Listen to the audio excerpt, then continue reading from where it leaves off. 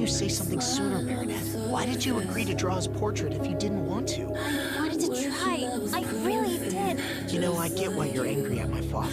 But you should be able to talk to me about it. I'm so afraid of hurting you. You won't. I feel fine. And it's largely thanks to you. I love you, you know.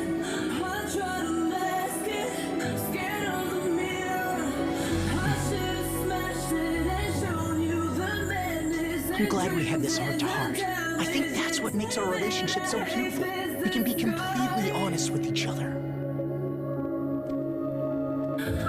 You're leaving already? Yes. There's something I need to do. I love you, Adrian.